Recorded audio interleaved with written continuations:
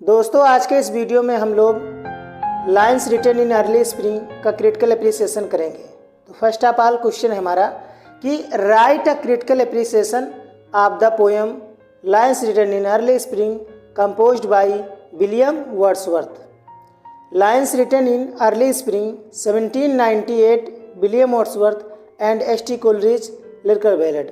कहने का मतलब है कि विलियम वर्ड्सवर्थ और एस.टी. कोलरिज ने मिलकर 1798 ईस्वी में लिरिकल बैलेड पब्लिश किया था।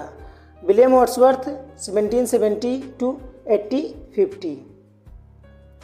Introduction. William Wordsworth was an English romantic poet and critic. He was one of the founder of English romanticism, क्योंकि इनको फाउंडर माना जाता है, रोमांटिसिज्म के फाउंडर हैं। इस famous work lyrical ballads 1798 in the poems written in 1798 and published in Wordsworth and Coleridge lyrical ballads। A speaker reclined in a lovely grove। इसमें जो स्पीकर हैं वो पेड़ के सहारे ग्रोव में बैठे हुए हैं। रिक्लाइन मतलब टेक लगाकर बैठे हुए हैं। ऑन अ स्प्रिंग मॉर्निंग, बसंत का जब ऋतु होता है उस टाइम पर। मेन थीम और idea.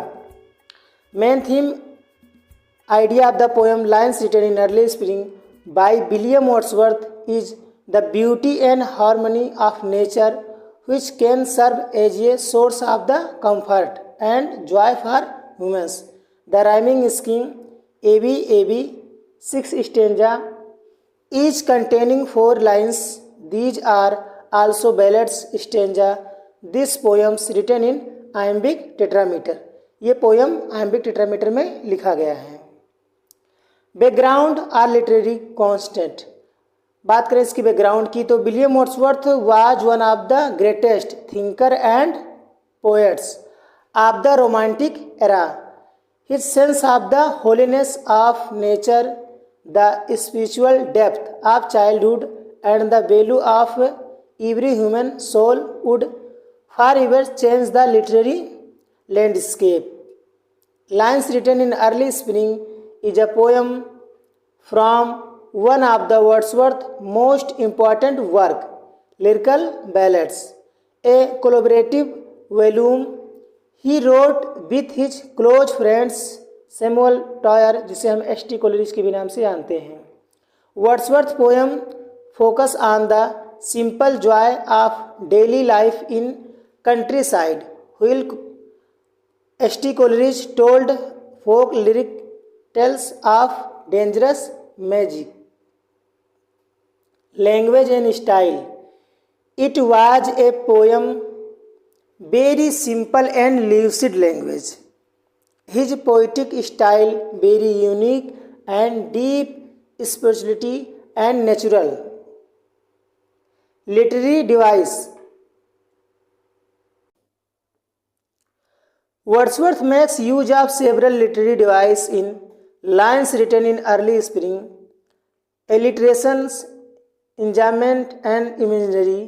The first can be seen through the repetition of the same sound at the beginning of multiple lines, for example sweet and sad, in lines 3 and 4 of first stanza। Genre की बात करें तो lines written in early spring by William Wordsworth is a landscape poem. तो इसका जो genre है वो क्या है? Landscape poem. That is largely concern with nature, जो कि नेचर के साथ कनेक्ट रहता है, कंसर्न करता रहता है। The unnamed narrator lounges underneath a tree in the wildness. Speaker of the poem.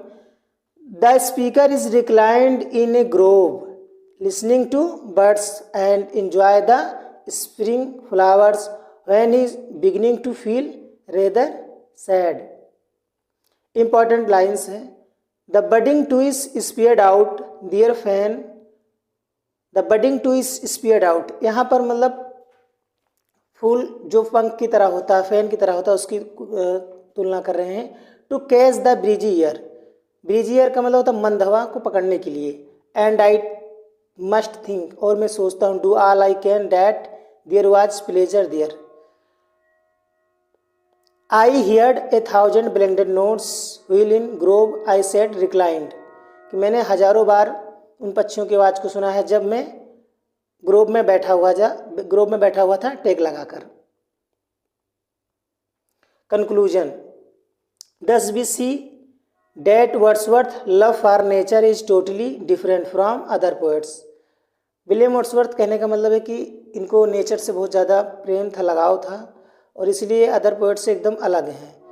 Last line है, what man has made of man, कि इंसान ने इंसान को क्या बना दिया है। Thanks for watching this video everyone.